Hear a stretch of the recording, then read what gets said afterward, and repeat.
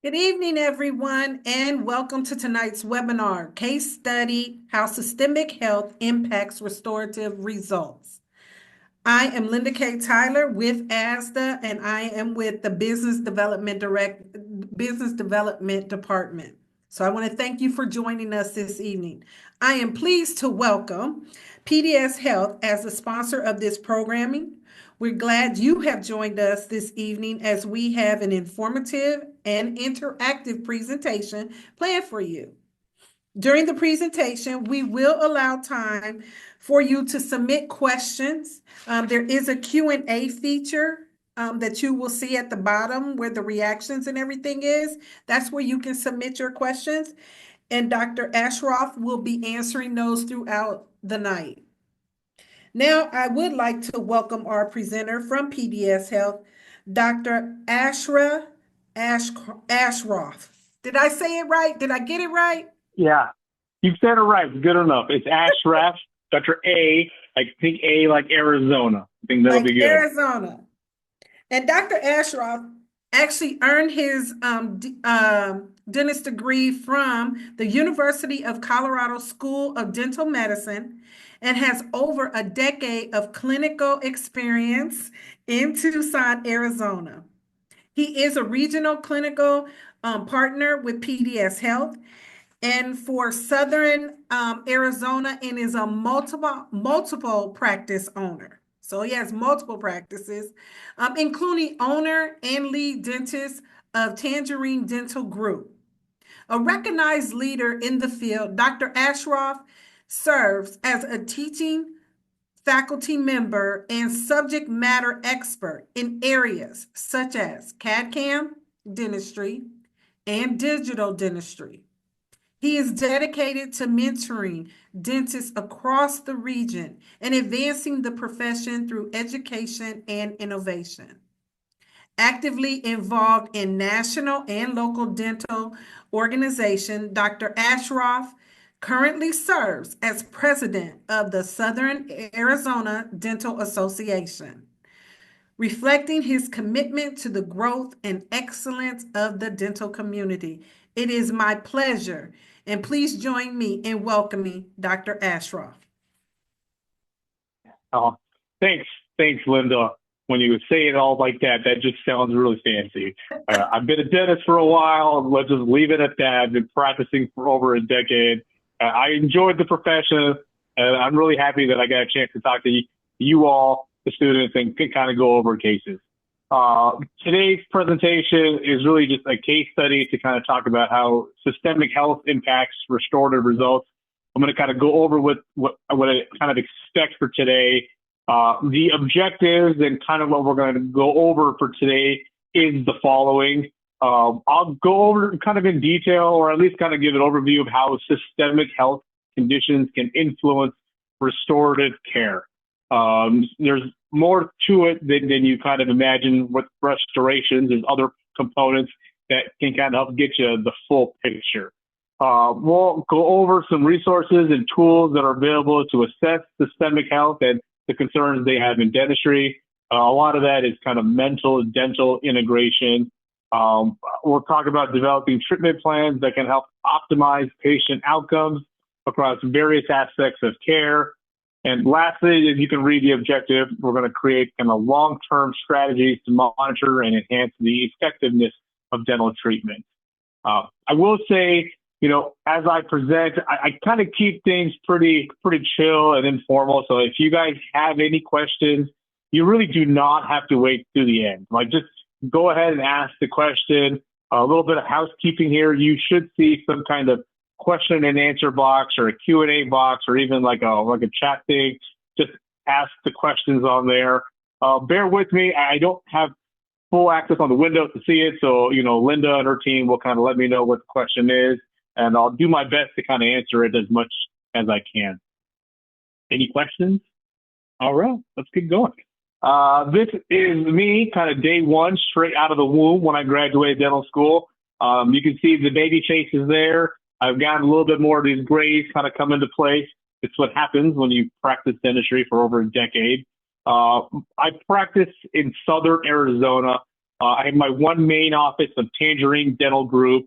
Through that practice, I've been able to mentor and get other docs to become owners and partner with them there. So I really do enjoy teaching and training doctors and just mentoring. So this is a great opportunity to kind of go over some of the aspects of dentistry with you all. It's a little bit different by the computer because I'm really just looking at a screen. But if you have questions, any comments, feel free to kind of share. All right. You can see I've been doing this for a while, so we'll talk about some stuff. I'm going to kind of discuss by going over a case question. All right. We had a patient that came in our office with a cracked tooth. So I'm going to ask you guys, what would be your steps if you saw a cracked tooth come into the office? Here is kind of a poll. I'll kind of have that up for you guys so you guys can kind of answer that. Would you do a filling on a tooth that's cracked? Would you do a crown on a tooth that's cracked? Or would you extract it? I realize, there's other options that are also available. There might be some other information that you may need to know, such as probing depth, images, but this is really just to kind of get an idea of when you see a cracked tooth, what are some of the clinical restorative topics that come to mind? Hold that thought as you guys are answering the questions so you guys can vote on it. I'm going to kind of proceed over with the next slide and we'll kind of circle back with that here in just a moment. I want to discuss the beginning with kind of the mouth-body connection. When we create healthy patients, we do it by helping to educate them on the oral and systemic link, all right? When we treat patients in my office, we take the time to educate them about the connection between overall health and oral health. As patients become more familiar with the mouth-body connection, they develop a better understanding of their treatment choices, and they're more inclined to make healthier decisions to help minimize the risk of systemic diseases such as diabetes, heart disease, et cetera. We are educating our patients not only to help keep patients in our practice, but by helping to create healthy and happier patients. You see the term mouth-body connection. Sometimes the dental terminology for it is like oral systemic health. Potato, potato. You say oral systemic health to kind of the average patient, they may not always comprehend it. When we say something like the mouth-body connection, that seems to resonate well with patients and they seem to kind of understand that concept. There's a link between oral health and overall health, and it's kind of what I want to kind of talk about for today's presentation. You'll see here, this is a slide with a lot of information. I kind of want to kind of highlight some of the big things that go with it. The key concept of oral health and linked to the overall health is one of the primary things is inflammation. Inflammation is multifactorial and it can affect multiple systems in the body. One of the big ones that it can affect is heart health, think cardiovascular. There's a strong correlation where, inflammation in the mouth is linked to kind of other parts of the body, especially when it comes with heart conditions and how the cardiovascular system kind of operates. One of the key components that we do in our office is when we see our patients, we're always recording vitals. Get their blood pressure and always kind of have it jotted down. Even if it's for like a routine checkup or if it's for like a surgical appointment, you kind of need to be able to compare blood pressures on the patient. That's super important for just other systemic health things that are in the body. So if there's any one takeaway you take from this presentation, record vitals on the patient. Pulse rate and heart rate, okay, and blood pressure. The other thing I want to kind of talk about that's linked to kind of overall health, because there's like so many different diseases and systemic health we can talk about. We're going to talk about kind of diabetes. There's a correlation between perio to diabetes, and we can identify in those perio patients that there's some kind of correlation of early diabetes, some kind of insulin resistance or some kind of diabetic care that's happening. The way that we do that typically in the office nowadays is we can take a blood sample and kind of get an A1C measurement of their blood glucose. That's super important, and we're going to talk about that concept later on in the presentation. Another component of systemic health I want to talk about is women health. Essentially, if a patient comes in with just really, really bad periodontal health, but they're just not taking care of their mouth, it is linked to a lot of other things in the body. One big component, especially with women health, is that there's bacteria that can cross the membrane, and especially when a patient is pregnant, it can cross that pregnancy membrane. Some of the bacteria that is known to kind of cross is linked to the same exact bacteria that's in the mouth. And so if we can somehow lower and reduce the bacterial load in the mouth, there's a lot of complications we can avoid with women's health. With women's health pregnancy, think like the complications that can arrive are early pregnancy, low term birth rate. If there's a couple that we have coming in and they're trying to kind of get pregnant, but they just can't do it, take a look at the periodontal health. Like there are correlations that are linked to what's going on in the mouth to other parts of the body. Another component that I want to talk about is brain health.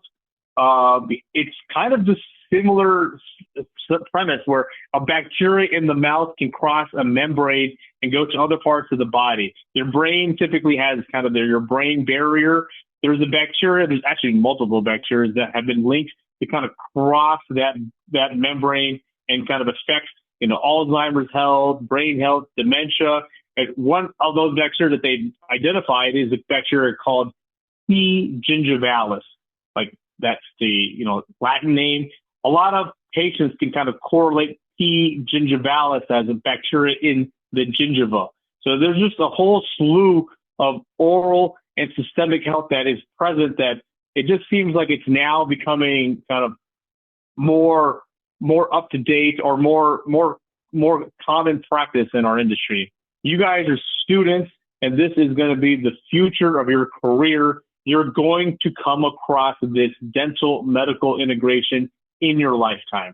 The question for you guys is, have you guys been exposed to any kind of oral systemic health that are related to any of this in your classes? I'm going to pause and kind of wait if there's any responses. Usually kind of our big four, the systemic health that we talk about is heart health, diabetes, women health, things like maternity health, and even brain health. I haven't even got into the pulmonary and cancer, but it's similar concepts where bacteria and some of those things are correlated kind of throughout those areas. If you guys get any responses, let me know. I'm going to kind of advance and kind of proceed forward. One of the big things that we do in my office and with my partner doctors is we empower our clinicians to have the tools to help educate and talk to patients. One of the big tools we have is a software called Epic. Epic, if you don't already know, is actually a software that is built more for medical practices. Or I guess, it was first built for medical practices.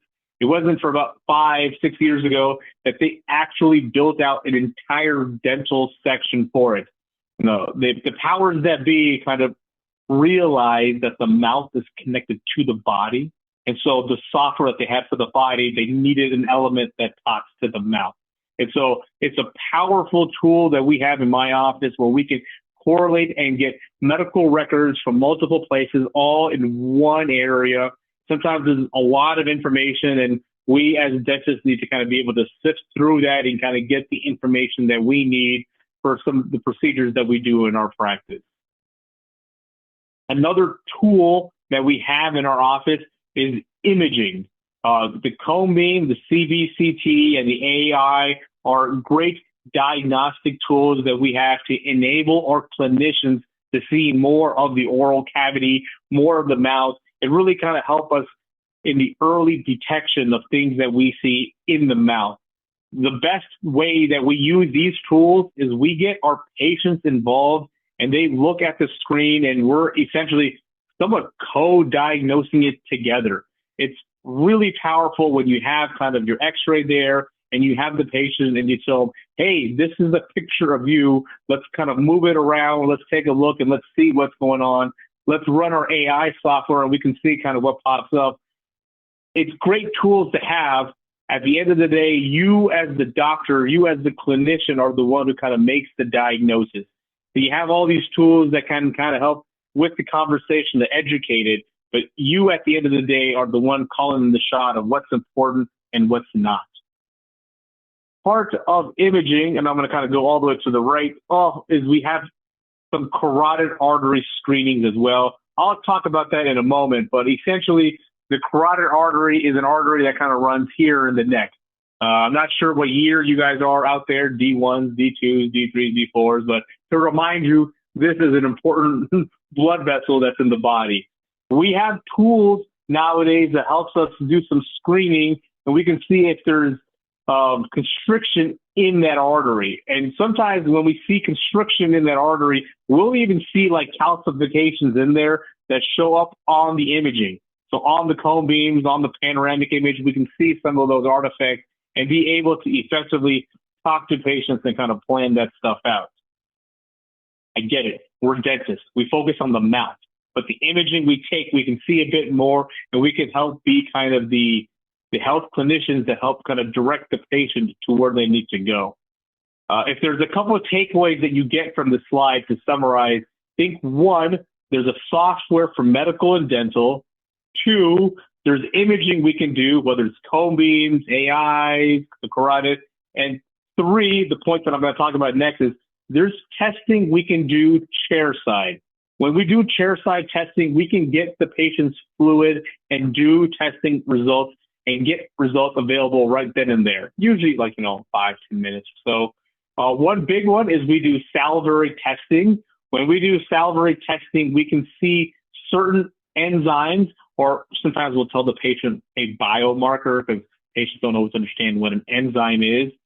But when we tell them, hey, we can take a look at certain saliva markers or enzyme markers that are known to be the cause or lead to inflammation, we have another tool at our disposal to talk to patients. Essentially, we'll take kind of a saliva sample chair side and have a number. We'll kind of put it into the machine and it spits that out, and we can use that to help facilitate our conversation. Another way that we can do saliva is we can also go above and beyond that by taking the spit sample, sending it to a lab, and getting a diagnostic report from the lab. The lab can break down like a dozen different types of bacteria that we're looking for in the mouth. And when we have those kinds of bacteria, we can make a precise healthcare plan for the patient. A patient, you have a lot of this bad bacteria called AA. Here is the antibiotics that we would recommend to treat that, and here's how we can correlate your hygiene accordingly. These are all powerful tools that we have available that we can talk to our patients about. I'm going to kind of go with the fact that when we do treatment in our office, we do it as a very patient-centric healthcare facility. We have dental as one element of the piece, but there's other pieces that go on with it. Medical is coming in. We talk about heart health. There's sleep there's vision. There's a whole different elements of healthcare that we can provide in the office. I have a question here, great from the audience. The question is the carotid artery screening in a form of ultrasound or a Doppler?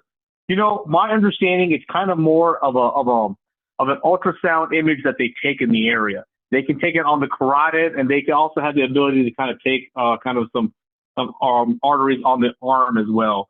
That is a tool that we use more in our medical facilities.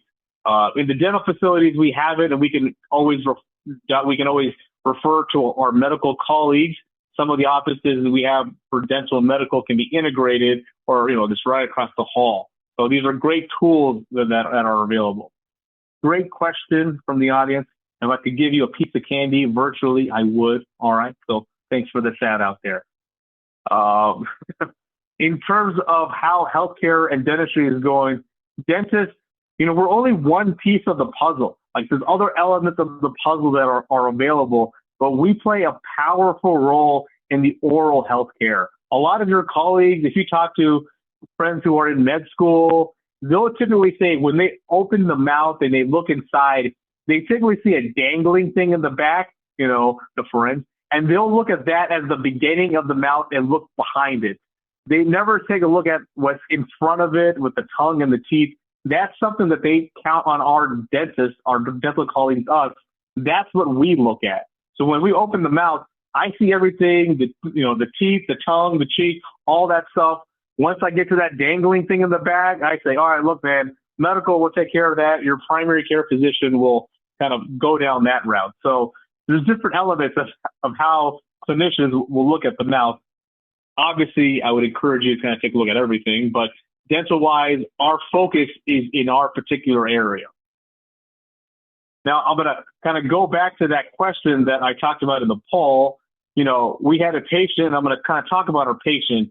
This patient came in and had a cracked tooth. And you can see here, tooth number 12, a fracture all the way from mesial to distal. My question was, hey, how would you guys treat this? And it looks like the results came up. The results are pretty even. It looks like a third of you guys said a filling, a third of you guys said a crown, and kind of a third of you guys said an extraction. I realize this kind of question can sometimes you need more information. And this particular patient, this patient we had was in pain. They had a cracked tooth and it was actually split all the way down the middle. So there was no way that we could do a filling. So sorry for the third. And there's no way that we could do a crown on this particular tooth. Most of the time when there's a crack, you can typically treat it with a crown. So in a case like this, because of how excessive fractured it was, we had to plan to extract the tooth. And so, the patient was in pain. They saw the surgeon, and we kind of did the surgery where they extracted it, they grafted it. This was our oral surgeon, and they were actually able to kind of place the implant immediately in the area. Once the implant was placed, and this is kind of somewhat of a kind of a live case. We did this like probably within a year ago of this particular patient. We did a follow-up with them. They weren't having any pain. Things were looking good. But throughout the process of kind of following up and integrating in, we had an incident. We thought everything was healing on this patient. But this particular patient had some health issues. Not only was there some periodontal stuff going on, but their diabetes was somewhat out of control. And what ended up happening was that the implant wasn't integrating properly. There was kind of like, if you look at the x-ray, the apex of the implant doesn't look anything too out of the ordinary. But when we took their A1C, because we could tell something was off, their A1C shot way up. It was like 7, 8. And we realized at that point, there was an infection in the implant area, or just kind of that was presenting in that site, maybe correlated to what was going on medical to them. So we had to kind of extract the implant out and allow the site to heal. So when we removed the implant, we kind of, this was that gum bump that was forming in the area. This was kind of an active infection in the site. And primarily, we talked with their primary care physician. It seemed like it was related to the fact that the patient's diabetic control wasn't where we wanted it to be. And because it wasn't where we wanted it to be, we're not able to kind of effectively place the implant at this time.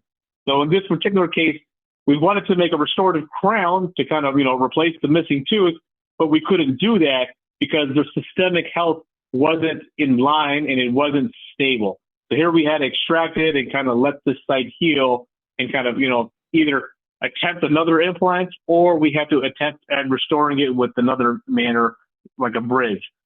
This is somewhat of a live patient because we just did the follow-up with this patient about a month or 2 months ago. And so we're going to kind of get their diabetic health somewhat stable, and we can kind of make a plan on how we want to restoratively address this patient.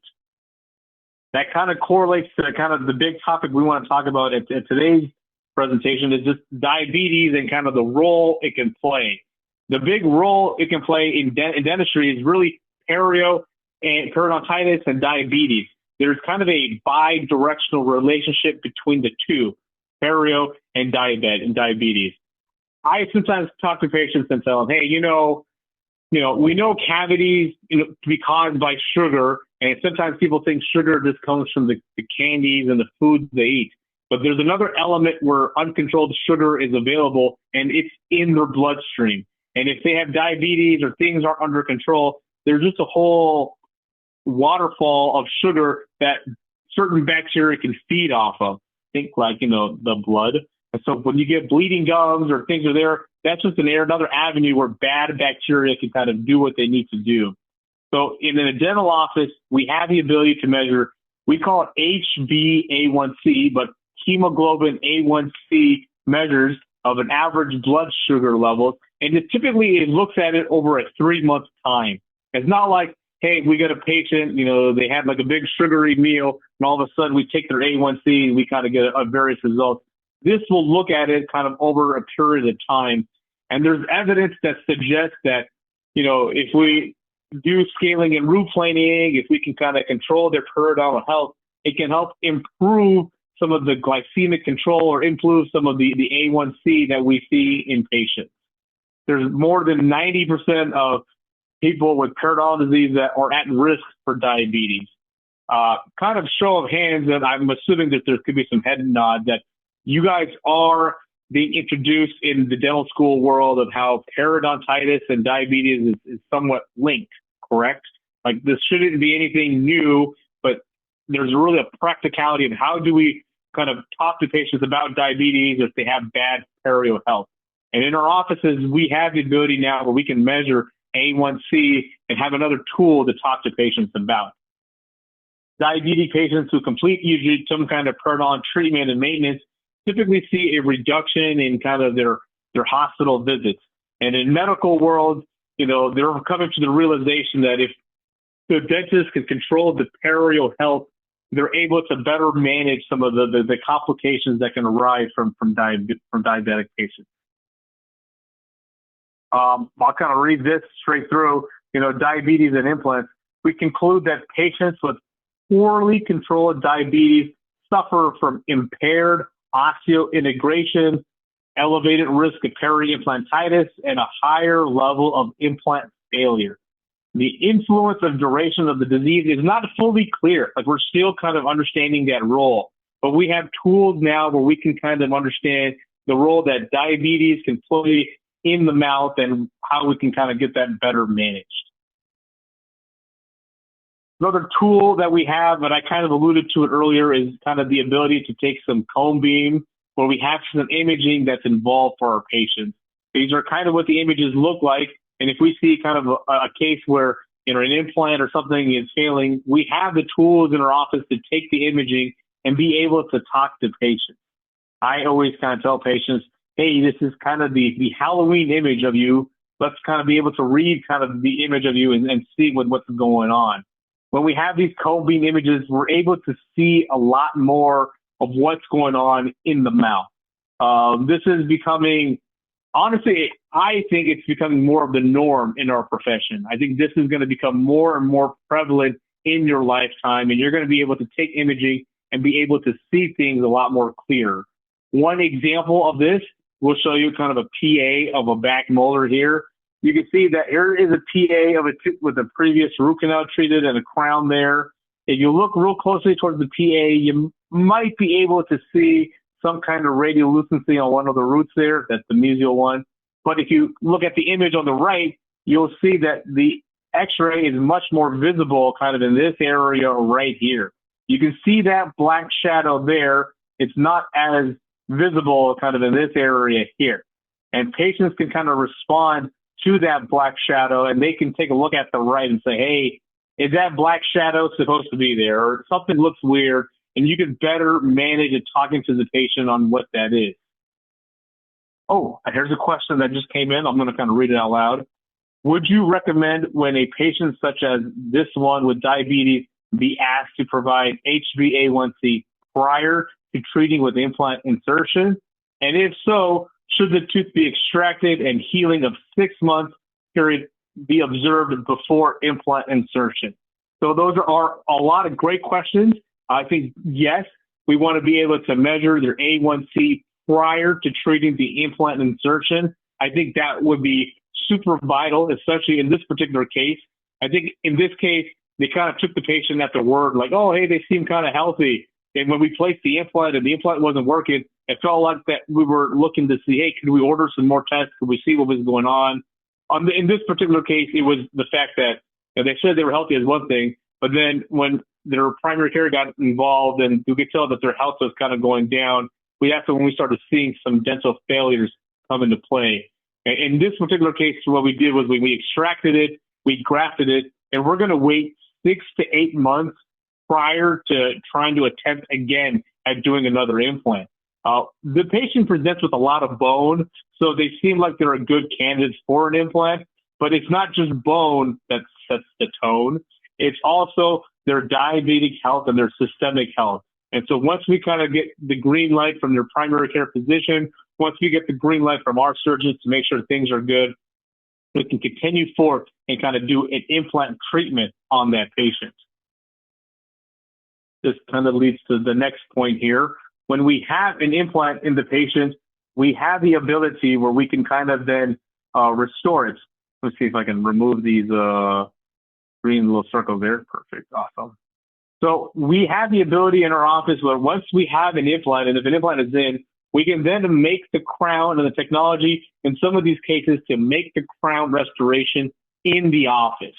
I'll kind of walk you through it just to kind of give you an idea of how it's done. This is another patient where we had to extract a tooth on the front incisor. You can see as we extracted it, we took some imaging. Once we placed the implant and it integrated, we then used this gray colored scan body. That's what this thing looks like right over here. Let me see if I have kind of a pointer here. This area right here. It's kind of that gray top in that space there. That's something that we use to kind of image the area. Once we image the area with our 3D machine, we could then make the crown. You'll see the crown is in a blue colored state. For some reason, the patient did not want a blue tooth. Just kidding. The blue tooth is in its early stages of how the ceramic was made. Once we fire it into the oven, we can kind of crystallize it and characterize it and kind of give it kind of the color that we're looking for. Kind of the process of how we make implant crowns in the office. Another way that we can do this, so I can kind of show you the parts, we can have the crown done as an abutment, or we'd like to kind of make it as an abutment of the crown cemented together. Outside the mouth is cemented. You can see that hole, and then we deliver it inside the mouth. This is kind of the course of action on how we can make these digitally and in the office. Another example, this is having to be a case where we had the implant, where we had to kind of make the abutment, and then we were able to kind of make the crown after that there, and you can see kind of the results. This is the technology and the power of the technology that we can do in the office. This helps us kind of create a restorative plan for the patient. And we do this once we kind of know their systemic health is stable and we can kind of get the outcome that we're trying to get. I had asked, this is coming kind of towards the end of my presentation. I know I wanted some time to have some Q&A session for you guys, but this is the ability and the power of the technology that you guys will be inundated with, or at least kind of have in your lifetime to make a dental restorative plan for your patients. I kind of want to thank you guys for taking the time here on a Tuesday night to get really nerdy and talk about some dentistry and just kind of go over a case. I hope this was somewhat educational and helpful for you guys. I see Linda kind of coming back on, so this is great. Do you guys have any questions or any topics that you want to know more about, or you want me to clarify at all at this point? Just looking, I don't see any questions just yet, but we want to give you time to be able to ask Dr. A any additional questions that you may have while we have him. I do want to say, if you guys are still on, I'm kind of curious if you guys can just even write in the box what part of the country you're in. I am currently in Arizona. It is like 65, 70 degrees here. I was talking with some of the people before we got started, and they were in Chicago or they were in the Midwest, and it was just like, it just sounded miserably cold because it was like single digits or just kind of in the teens. I would say, I'm in Arizona. If y'all want to have a good weather, consider coming to the West because it is great here. Don't knock out Illinois. Illinois is still a great place to come to be practicing dentistry. Don't just take everybody. Yes, Don't take everybody my, to the my, sunny state of Arizona. I will. My cousin actually, he's a dentist in Chicago. I think he's in Downers Grove, kind of Chicago area. And he's always got positive things to say about Chicago. I love the pizza in Chicago. But he always tells me during the December, January, February years, he's like, hey, I'm going to come to Arizona and hang out with you for like 3-4 months of the year. I'm bringing the family and the kids because it's just nicer in your part of the country. So just throwing that Exactly. out there. I'm just curious to know where you guys are at this point. So Yeah, some hope people that's have enough said time. from Massachusetts. Did you see it? Massachusetts, Indiana. So they popped up.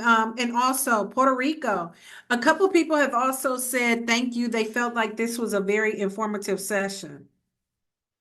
Okay, good, good. I'm glad this was helpful for you guys. If you guys have any questions, I would say, feel free to, I would say you can email me if you like. My email address is essentially my last name, Ashraf, then the letter S at pacden.com. That's PACDEN.com. That's about it. Let me just see if I can write this on here. And we will be able to Oh, look at provide this. that. So we want to thank Oh, you okay, that's all good. for, yeah, we'll provide it for them afterwards. And thank you all for Okay, joining that's us good. tonight. We do appreciate you coming out to listen to the webinar, and we want to thank PDS Health for sponsoring it. Please note that you can get more information from PDS Health by using this QR code on your screen. And if you'd like to view the webinar again, it will be posted in 1 week on ASDA's YouTube channel and saved to the webinar directory on ASDA's website. So we will send you a link once it's available. Again, we want to Cool. thank you for joining us tonight. And thank you, Dr. A, for your time. Now go and enjoy the warm weather. I will. Thank you, guys. Hope this was helpful for everybody and you guys got a chance to kind of really kind of see a real life case and how that systemic health can be related to a dental case presentation. So thank you, guys. Appreciate it. Have a nice night. Good night, everyone. Stay warm.